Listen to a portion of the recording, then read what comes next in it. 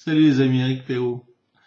Nous sommes dimanche 28 octobre. Le mois d'octobre se termine sous la pluie. Euh, cette vidéo, c'est pour vous remercier.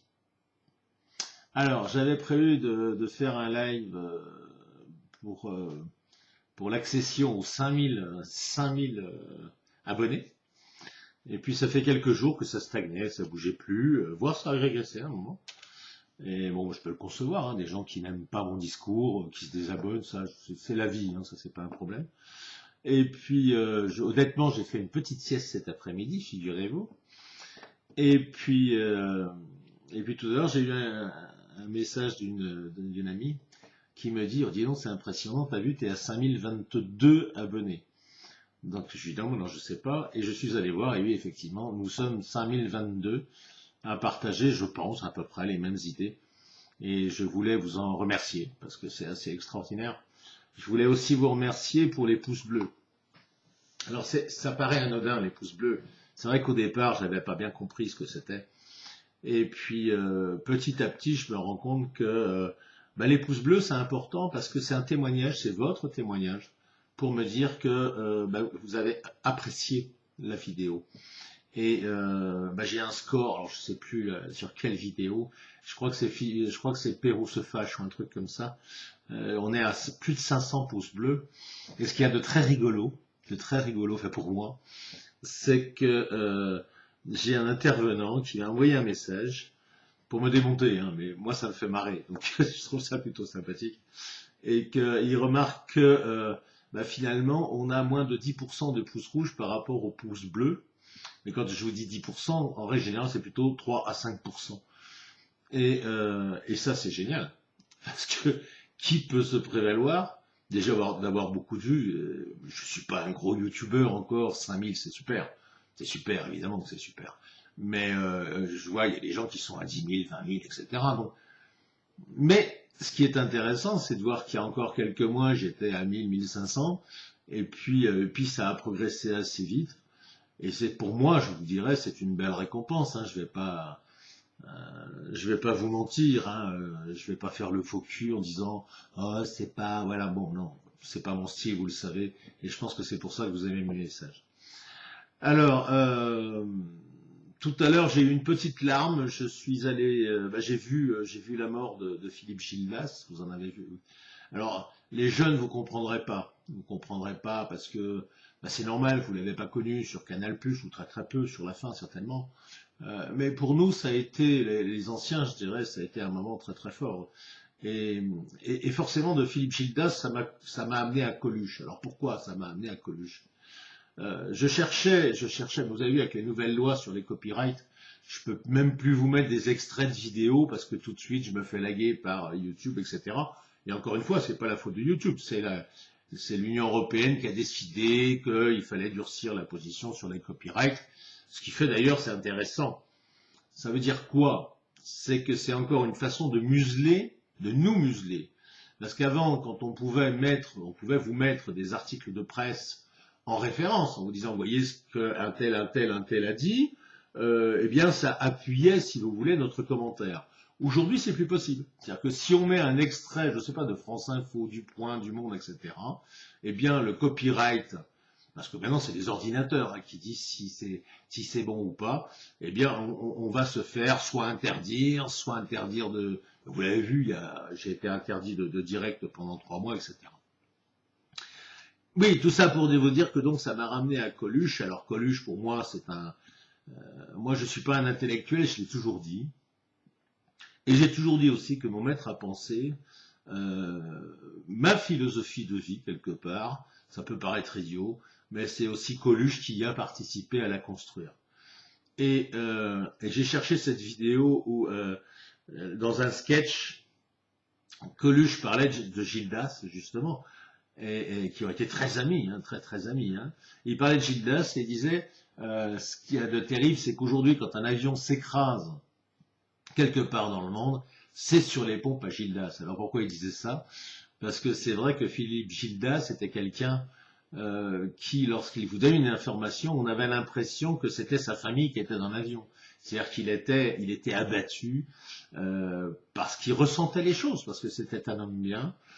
Et Coluche s'était un peu moqué de lui en disant, voilà, quand il y a un avion qui s'écrase dans le monde, c'est sur les pompes à Philippe Gildas. Philippe Gildas a eu cette chance immense de vivre 35 ans avec une femme qu'il a vraiment aimée. Ils étaient un très très beau couple. Je vous fais pas du gala là, parce que c'est pas mon style, mais vous savez, c'est important. Comprenez-le hein, pour les plus jeunes, mais vous le verrez un jour, vous le comprendrez. Quand vous arrivez à un certain âge, quand vous avez plus, si vous avez plus de crédit devant vous, plus beaucoup de crédit par rapport à ce que vous avez déjà consommé, bien, c'est vrai que vous vous rattachez un petit peu à votre passé, vous vous rattachez un petit peu à ce qui a fait de vous l'histoire, hein, qui vous a créé, qui a fait qu'aujourd'hui Éric Pérou est Éric Pérou. C'est parce qu'Éric Pérou a vécu des choses dans sa vie. Et dans ces choses-là, dans ces moments de vie, ben, il y a eu Philippe Gildas, c'est vrai, qui a eu un moment d'important dans ma vie, et puis surtout, évidemment, Coluche, que j'ai eu l'extrême bonheur de voir dans la structure gonflable à Dijon. Donc j'ai vu Coluche en spectacle, et ouais, c'est important, et c'est pour ça aussi que j'ai envie de vous dire, vous laissez pas abattre, ne soyez pas défaitistes. Profitez de la vie, bouffez la vie, profitez-en, ça passe très très vite. Et puis, ben, si vous traversez cette vie uniquement par métro, boulot, dodo, comme on disait à une époque, eh bien, vous allez passer un jour, à un moment de votre vie où, quand vous allez faire comme moi et comme d'autres, quand vous allez vous retourner sur ce que vous avez fait de votre vie, ben, vous ne verrez rien. Et ça serait dommage. Alors, à ce sujet-là, j'ai envie de vous parler aussi, j'ai vu pas mal de commentaires sur la réunion du 17 novembre, de cette manifestation, et j'ai vu des gens qui sont contre, mais avec de bons arguments. Moi, je ne discute pas, hein. On peut être pour, on peut être contre, j'ai ma position, ils ont la leur, et je la respecte. Et je suivais tout à l'heure un youtubeur, un Lyonnais, sympa, d'ailleurs je lui ai mis un message sympa, un Lyonnais qui disait, c'est vrai, on ne sait pas qui a généré cette manifestation du 17 finalement. Il a raison. Autre chose, quand il fait remarquer que, moi je ne l'ai pas vu parce que je n'ai pas la télévision, j'écoute pas la radio, donc je lis pas la presse, enfin la presse française je parle, hein. Je lis la presse, mais pas la presse française, parce qu'elle vaut rien. Et c'est vrai que, moi je l'ai juste constaté parce que je reçois France Info. C'est pas le top, hein. Oui, c'est vrai, mea culpa. Et j'ai été étonné quand j'ai vu que France Info parlait de cette manifestation du 17, parce que bah, c'est quand même une institution gouvernementale, soyons clairs. Et quelque part, elle appelle à manifester, parce que c'est plutôt favorable. Elle appelle à manifester contre le gouvernement, et c'est le gouvernement qui la finance. C'est vrai qu'on peut se poser la question, de se dire, est-ce qu'il n'y a pas une magouille là-dessous, etc. Et en cela, je pense que ce garçon a raison. On vient de me dire d'ailleurs que Christophe Parra, qui est vraiment un ami, hein, dénonce aussi cette manifestation du 17. J'ai envie de vous dire une chose, et je m'adresse là aux plus jeunes, qui sont éminemment critiques contre les gens de ma génération, les plus jeunes qui disent que la génération 68, ce qui n'est pas mon cas, hein, je ne suis pas la génération 68, je vous l'ai déjà dit, parce qu'en 68 j'avais 10 ans, donc c'est pas moi qui refais la révolution en 68, vous l'imaginez. Je jouais avec des lance-pierres à l'époque. Hein, et, voilà. Oui, donc quand la nouvelle génération critique en disant les 68 ans, vous avez rien fait, vous avez profité, vous êtes gavés, j'ai envie de vous dire, les jeunes là, moi je vous garantis qu'en 68, pas en 68, pour ce que j'ai connu moi en 73, à partir de 72-73, quand je me suis éveillé, je dirais, à la politique, eh bien nous allions faire des manifestations. C'était très très chaud, beaucoup plus chaud qu'aujourd'hui. Hein. Il y avait vraiment des rixes, on se foutait sur la gueule contre les communistes, je vous en ai déjà parlé. Il y avait de l'action. Alors cette action n'a servi à rien. Oui, c'est vrai, vous avez raison. Mais j'ai envie de vous dire, si vous êtes dans vos pantoufles à 30, 40 ans, aujourd'hui, ou voire à 20 ans, réfléchissez. Je ne serai pas là dans 20 ans parce que bon, ou alors si je suis là, je serai grabataire. Mais moi, je vous donne rendez-vous dans 20 ans et j'aimerais être capable de vous dire dans 20 ans, et vous les jeunes qui nous avez tellement critiqués, qu'est-ce que vous avez fait? Parce que si vous descendez pas pour les manifs, alors les manifs, il y a manif et manif, là en plus c'est pas une manif où on va défiler en ville, c'est une manif où on va bloquer avec sa propre voiture les camions, parce qu'apparemment les routiers vont être de la fête. J'espère que les forains qui avaient fait une belle manifestation, qui a été tue d'ailleurs, hein, j'espère qu'ils seront là aussi. Apparemment j'ai eu des renseignements comme quoi les taxis, les VSL seront là aussi. Alors, là encore une fois, j'ai envie de faire taire tous ces gens qui sont finalement des révolutionnaires en canapé, comme on les appelle depuis l'histoire de la ZAD. Vous critiquez, vous dites ça sert à rien, et puis vous êtes les premiers à dire finalement on fait rien. Bah oui, forcément. Si vous êtes toujours en critique de mouvements qui ne sont pas les vôtres, et là je m'adresse à Maximus par exemple, vous savez que je suis plutôt en soutien de Maximus, mais j'ai envie de lui dire, David, toi qui as monté un mouvement qui s'appelait Blocus, je te rappelle quand même, c'est pas à moi de te le faire. Pour une fois, il y a un blocus qui se crée parce que ça ne vient pas de ton initiative, tu refuses d'y aller. Eh bien, tu vois, autant quand je suis d'accord avec toi, je le dis.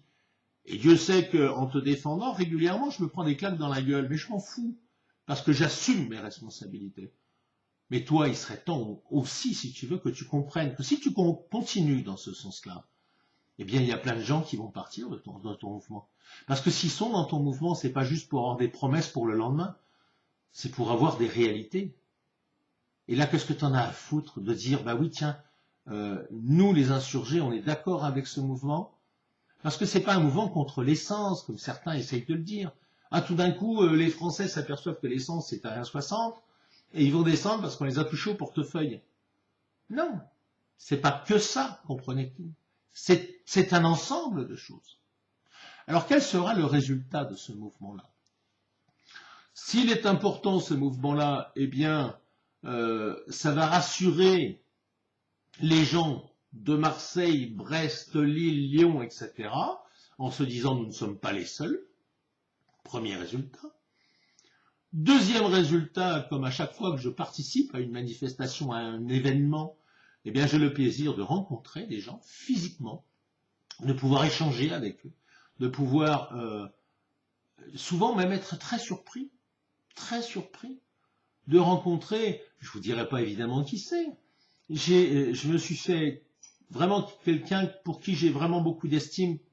Je vous dirai pas pourquoi, il m'a envoyé un message l'autre jour, bah tiens si je vous le dirai, sur la mort de Forisson. Et je m'attendais pas à un message aussi beau que ce qu'il m'a envoyé. C'est un dentiste, hein, je vous en dirai pas plus. Ben voilà, c'est quelqu'un que j'ai rencontré. Alors lui, c'est un peu dans un contexte différent.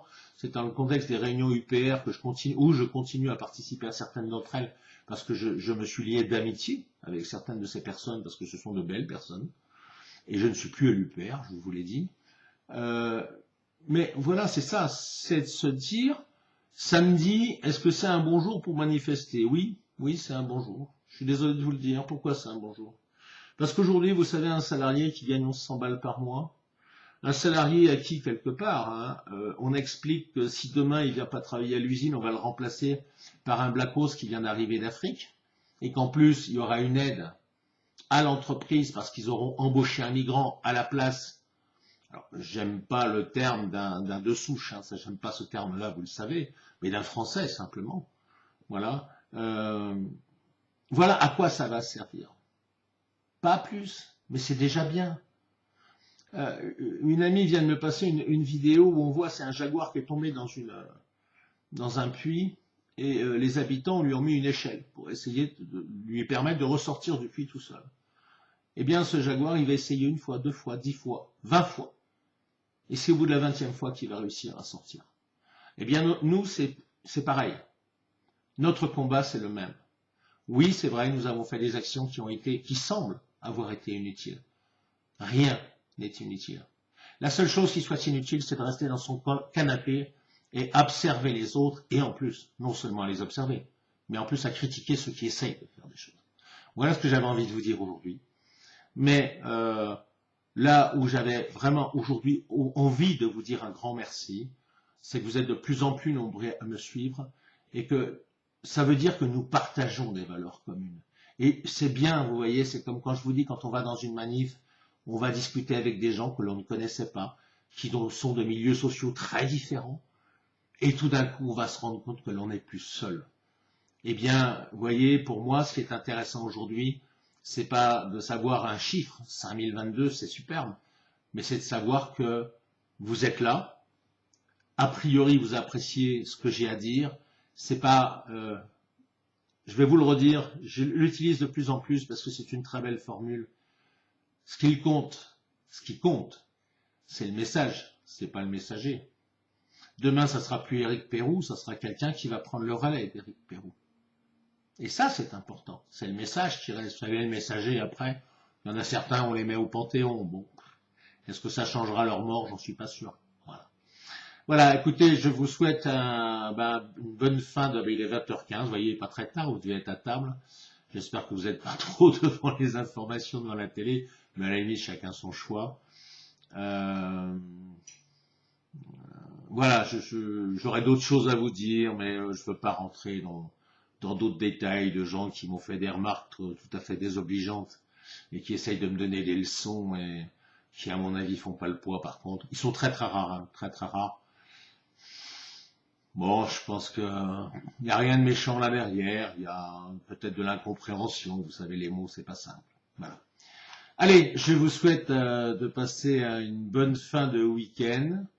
Je vous donne rendez-vous, je sais pas quand, vous savez, moi je suis en train de travailler sur le dossier américain, parce que je pense que le dossier américain aura une très grosse incidence sur la France, que les choses vont changer, que les choses sont en train de changer, et que si aujourd'hui la presse télévisuelle et journalistique, papier donc, est en train de démonter, ils sont en train de démonter Macron. Vous allez voir ce que je vous dis. C'est pas anodin. C'est pas anodin. Je vous en avais parlé lors de l'affaire Benalla. À l'époque, c'était Le Monde et Le Point qui avaient été les plus gros supports pour la campagne de Macron et qui l'ont démonté dans l'histoire de Benalla. Et là maintenant, sur l'histoire du 17, c'est toute la presse quasiment unanimement qui est en train de le démonter. Donc ça veut dire qu'il y a aujourd'hui un certain nombre de ses soutiens et les plus lourds, puisque vous savez qui est-ce qui tient la presse, hein, c'est 9 familles, c'est 9 milliardaires. Ces gens-là aujourd'hui sont en train de se retourner contre Macron. Donc j'ai envie de vous dire, croyez en l'avenir, je pense qu'il ira dans le bon sens. C'est à nous de faire attention, de savoir quelle sera la transition et quelle sera la finalité de ce changement. Voilà. Allez, je vous embrasse, je vous aime évidemment parce que je vous aimerai toujours. Même ceux qui me critiquent, je les aime quand même, parce qu'il n'y a rien de grave. Même cette infirmière qui m'a envoyé plein de messages qui finalement sont assez sympathiques. Voilà, prenons la vie du bon côté. Et déjà, gardons le sourire. Allez écouter du Coluche, ça vous fera du bien. Et puis voilà. Gardez l'espoir, gardez le sourire, gardez le rire. C'est le meilleur moyen de rester en forme. Allez, bisous. Bonne soirée à vous. Ciao.